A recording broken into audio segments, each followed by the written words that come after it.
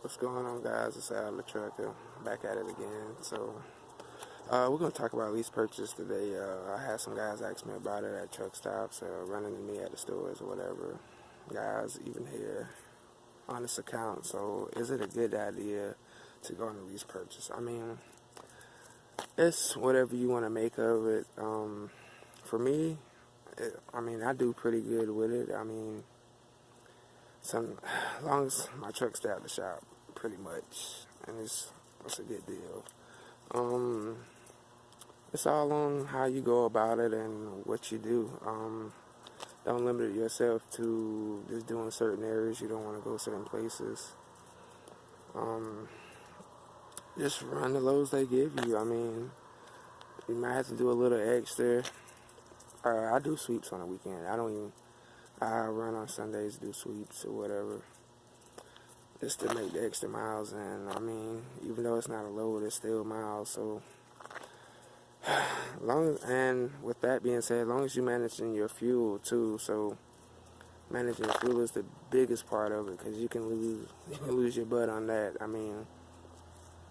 You'll lose your butt big time if you fueling up every day, filling up your truck. How I do it is, I put in enough to do the trip to get me through that trip and get back here to get the next load. And I might not even have to put in nothing to even get to the next load after that.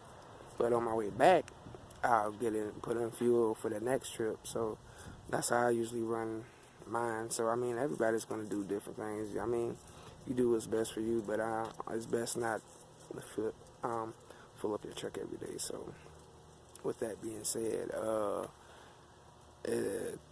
is it worth it going lease purchase? It has its ups and downs. As long as you stay at the shop and you don't got no truck problems, you'll be good. So, and another thing, like I said, don't limit yourself to a certain area. Be available to go wherever. And, you'll do alright. If you the one that's like to slack around, BS, carry loads over or whatever, talk too much about it, I ain't gonna talk you off. It's at the end of the day, it's your decision on if you want to do it or not.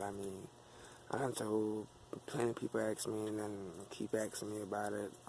It's at the end of the day, it's up to you whether you're gonna do it or not. You can make money and you can also lose your tail at the end of the day on it if you don't do it right. So, like for instance, with the miles, you want to have over 2,000 some miles. That 1,300 mile junk they tell you, it ain't gonna even work. So at the end of the day, you got to get the miles. Like for instance, you can't even just look at the long trips too, because sometimes that can bite you in the tail, and you just getting paid the same amount as you would get paid doing the lesser mile trip. Like I did a 311 mile trip. They wanted me to do a 511 mile trip, but why would I take the 511 mile trip? Y'all probably asking, oh, I'd have took the 511, but for what? You putting in, say you had to put in fuel just to do the 511 mile trip, but you got in enough fuel to do the 311 mile trip without putting in fuel.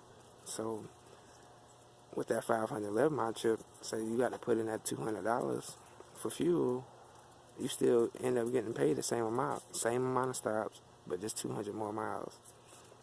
So you got to look at it at that point too. So with that being said, I ain't gonna hold y'all. It's 12 o'clock in the morning here, Monday morning, waiting to go drop this load right here, a transload that they brought back Saturday. I'm gonna run that tomorrow. Just got back from Kingsport, Tennessee on a sweep. So just sitting out here, bored with nothing to do. So decided to shoot this for y'all real quick. Talking about lease purchase, in and outs of it. Like I said, at the end of the day, make your own decision on what you're gonna do. I can tell you, till I'm blue in the face, it's a good idea, but it might be a bad idea for you, because you might ain't gonna do it right. You might be a slacker, so I don't know.